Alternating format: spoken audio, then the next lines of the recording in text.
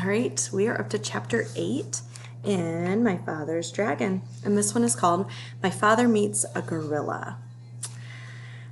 My father was very hungry, so he sat down under a baby banyan tree on the side of the trail and ate 4 tangerines. He wanted to eat 8 or 10, but he had only 13 left, and it might be a long time before he could get more.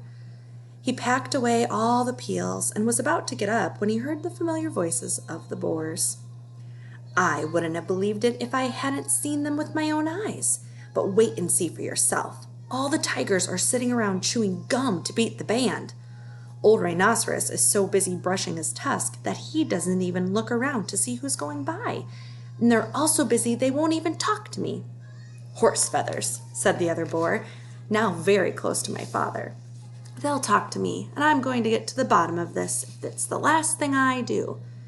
The voices passed my father and went around a curve, and he hurried on because he knew how much more upset the boars would be when they saw the lion's mane tied up in hair ribbons. Before long, my father came to a crossroads, and he stopped to read the sign. Straight ahead, an arrow pointed to the beginning of the river. To the left, the ocean rocks, and to the right, to the Dragon Ferry. My father was reading all these signs when he heard paw steps and ducked behind the signpost. A beautiful lioness paraded past and turned down toward the clearings. Although she could have seen my father if she had bothered to glance at the post, she was much too occupied, looking dignified, to see anything but the tip of her nose, of course. It was the lion's mother, and that, thought my father, must mean that the dragon was on this side of the river. He hurried on, but it was farther away than he had judged. He finally came to the riverbank in the late afternoon and looked around, but there was no dragon anywhere in sight. He must have gone back to the other side. And here is, other side, there we go, the lioness, and you'll see we're about to meet the gorilla. My father sat down under a palm tree and was trying to have a good idea when something big and black and hairy jumped out of the tree and landed with a loud crash at his feet. Well, said a huge voice. Well, what? Said my father, for which he was very sorry when he looked up and discovered he was talking to an enormous and very fierce gorilla.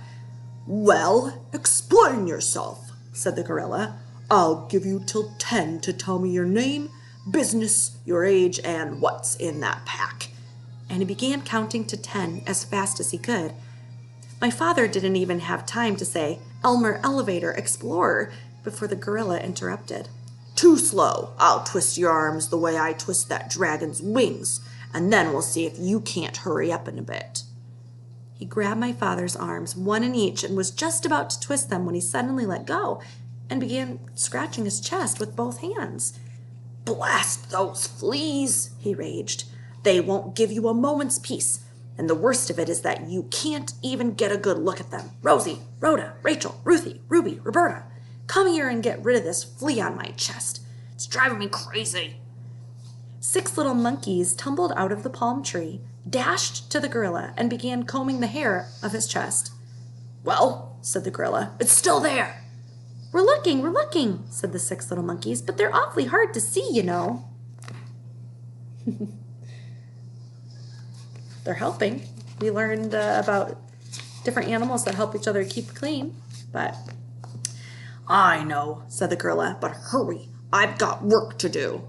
And he winked at my father. Oh, gorilla, said my father, in my knapsack I have 6 magnifying glasses. They'd be just the thing for hunting fleas. My father unpacked them and gave one to Rosie, one to Rhoda, one to Rachel, one to Ruthie, one to Ruby, and one to Roberta. Why, they're miraculous, said the 6 little monkeys. It's easy to see the fleas now, only there are hundreds of them. And they went on hunting frantically. A moment later, many more monkeys appeared out of a nearby clump of mangroves and began crowding around to get a look at the fleas through the magnifying glasses. They completely surrounded the gorilla, and he could not see my father, nor did he remember to twist his arms. You can see the little flea. All right, chapter 9. My father makes a bridge. My father walked back and forth along the bank, trying to think of some way to cross the river. He found a high flagpole with a rope going over to the other side. The rope went through a loop at the top of the pole, and then down the pole and around a large crank. A sign on the crank said, "To summon dragon, yank the crank. Report disorderly conduct to gorilla." From what the cat had told my father, he knew that the other end of the rope was tied around the dragon's neck, and he felt sorrier than ever for the poor dragon. If he were on this side, the gorilla would twist his wings until it hurt so much that he'd have to fly to the other side. If he were on the other side, the gorilla would crank the rope until the dragon would either choke to death or fly back to his side. What a life for a baby dragon! My father knew that if he called to the dragon to come across the river, the gorilla would surely hear him. So he thought about climbing the pole and going across on the rope. The pole was very high, and even if he could get to the top without being seen, he'd have to go all the way across hand over hand. The river was very muddy, and all sorts of unfriendly things might live in it, but my father could think of no other way to get across. He was about to start up the pole when, despite all the noise the monkeys were making, he heard a loud splash behind him. He looked all around in the water, but it was dusk now, and he couldn't see anything there. "It's me, Crocodile," said a voice to the left. "The water's lovely, and I have such a craving for something sweet. Won't you come in for a swim?" A pale moon came out from behind the clouds, and my father could see where the voice was coming from. The crocodile's head was just peeping out of the water. "Oh, no thank you," said my father. "I never swim after sundown, but I do have something sweet to offer you. Perhaps you'd like a lollipop, and perhaps you have friends who would like lollipops too?" "Lollipops," said the crocodile. "Why, that is a treat. How about it, boys?"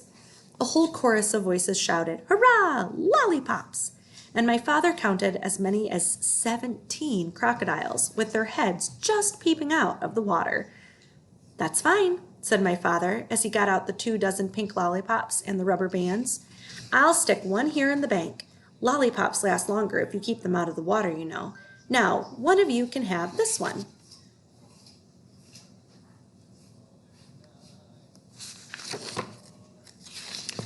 The crocodile who had first spoken swam up and tasted it.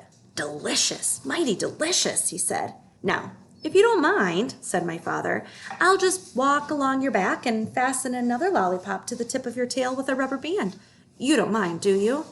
"Oh, no, not in the least," said the crocodile. "Can you get your tail out of the water just a bit?" asked my father. "Yeah, of course," said the crocodile, and he lifted up his tail. Then my father ran along his back and fastened another lollipop with a rubber band. "Who's next?" said my father, and a second crocodile swam up and began sucking on that lollipop. "Now, you gentlemen can save a lot of time if you just line up across the river," said my father, "and I'll be along to give you each a lollipop." So the crocodiles lined up right across the river with their tails in the air, waiting for my father to fasten on the rest of the lollipops. The tail of the 17th crocodile just reached the other bank. That was very tricky. All right, tomorrow we get to read our final chapter called My Father Finds the Dragon.